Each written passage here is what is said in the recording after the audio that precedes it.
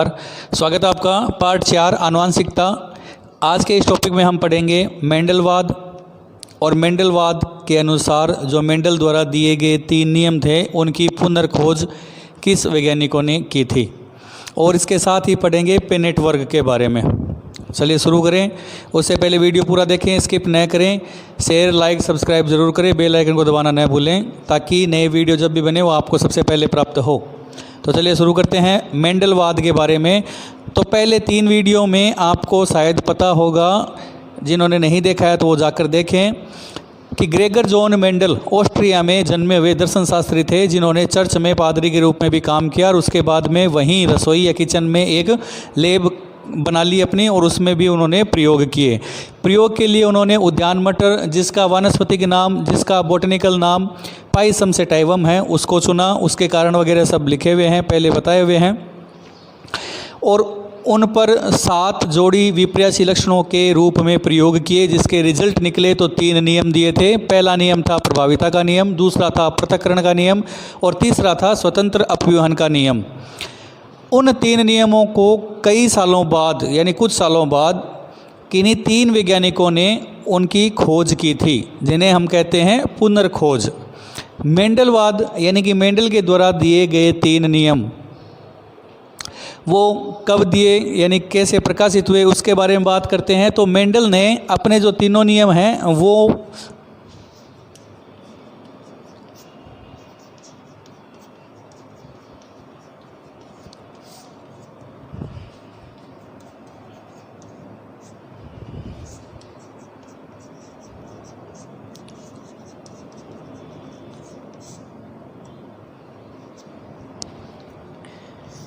ब्रून society of nature history नामक वार्षिक, यानी कि जो वर्ष में एक बार होने वाला जो प्रकाशन है, उसमें अपने एक शीर्षक के साथ उन्होंने, यानी कि मेंडल ने अपने 3 नियमों को प्रकाशित किया था, और उनका शीर्षक था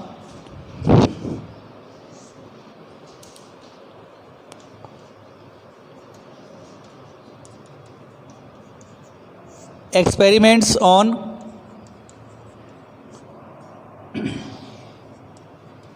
प्लांट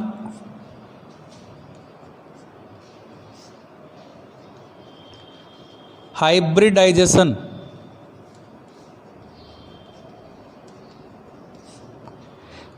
इस शीर्षक के साथ, यानी कि पादप संकरण, एक्सपेरिमेंट्स यानी कि प्रयोग, पादपों के संकरण के जो प्रयोग हैं, पादपों के ऊपर जो संकरण के रूप में जो प्रयोग किए गए थे, उन्हें या उनका शीर्षक बनाकर एक्सपेरिमेंट्स ऑन प्लांट्स हाइब्रिडाइजेशन नामक शीर्षक को उन्होंने ब्रून सोसाइटी ऑफ नेचर हिस्ट्री नामक पुस्तक में वार्षिकी में प्रकाशित किया था।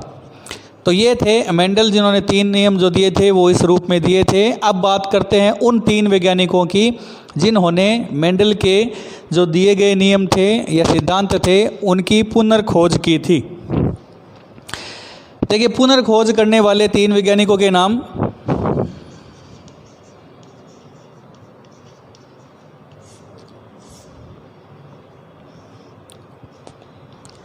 एरिक वॉन शेरमैक,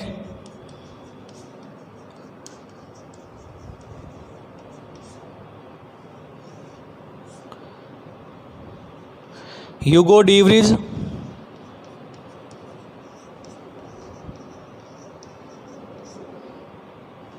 और कार्ल कोरेंस।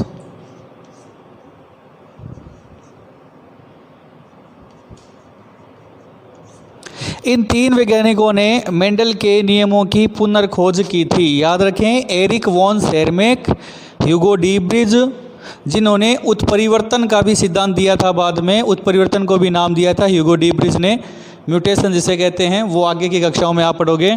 और तीसरे थे कार्ल कोरेंस। अब इनको याद कैसे रखना है, उसके लिए देखें एक ट्रिक है। पहला अक्षर ए, दूसरे के लिए ह्यूगो डीवरीज का बी, और तीसरे के लिए कार्ल का यानी कि सी। तो इन तीनों वैज्ञानिकों के नाम आप एक ट्रिक यानी कि ABC से याद रख सकते हो। ए का मतलब है एरिक वॉन शेरमैक, बी का मतलब ह्यूगो डीवरीज और सी का मतलब कार्ल कोरेंस। तो ये था मेंडलवाद उनकी पुनर्खोज। चलिए बात करते हैं पेनेट वर्ग की। करते हैं पेनेट वर्ग की। इंग्लैंड के वैज्ञानिक R.C. पेनेट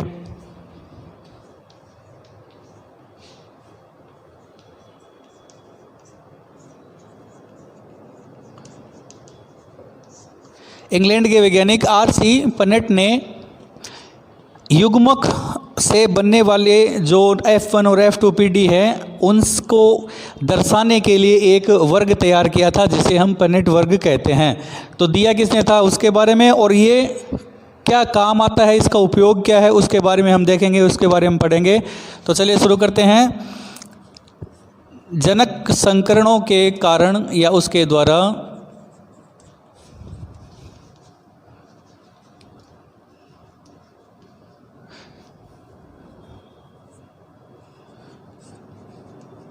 युग्मक निर्माण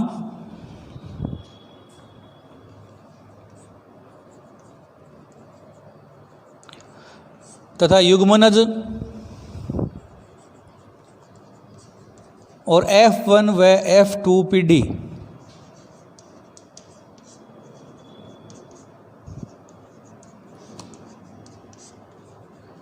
को दर्शाने का आसान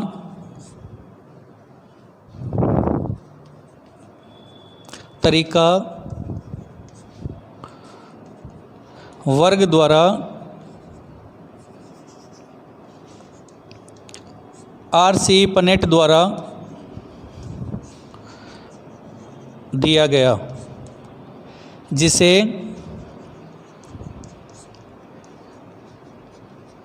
पेनेट वर्ग कहते हैं।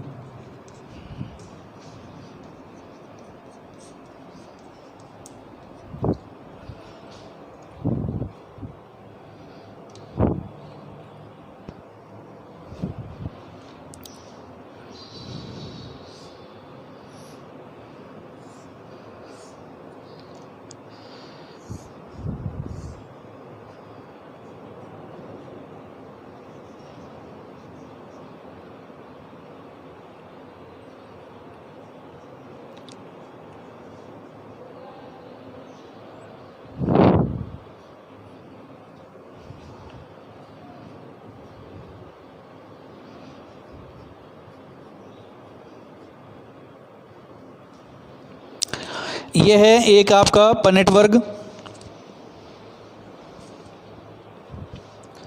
F1 के लिए, और उसके बाद में दूसरे PD के लिए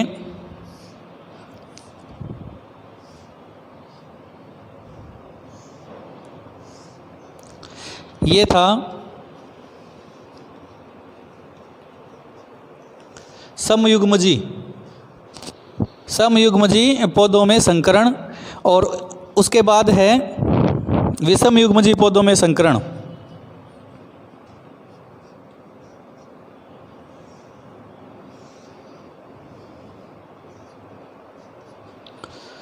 capital T, small t, capital T और फिर स्मॉल t। शुद्ध लंबे पौधे, मिश्रित लंबे पौधे और फिर शुद्ध बौने पौधे, जिनका लक्षण प्रारूप यानी कि फिनोटाइप है 1:2:1। जीनोटाइप 3:1। ये F1PD, F2PD प्रथम में समयुग्मजी पादपों में संकरण करवाने पर प्राप्त विषम युग्मजी पौधों में फिर पुनः संकरण करवाया गया। तो F2PD के अनुसार 1:2:1 यानी कि शुद्ध लंबे, शुद्ध बौने और मिश्रित लंबे, इसी के अलावा 3:1 इनका जीनोटाइप प्राप्त हुआ। तो इस वर्ग को हम पेनेट वर्ग कहते हैं, क्योंकि R.C. वैज्ञानिक नाम के पेनेट ने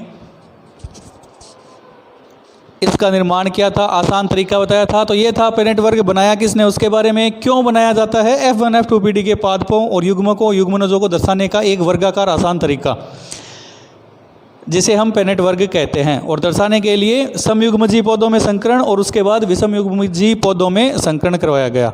उम्मीद है आज का वीडियो पसंद आया होगा। शेयर, लाइक, सब्सक्राइब जरूर करें। मिलते हैं फिर एक किसी अन्य टॉपिक के साथ। धन्यवाद।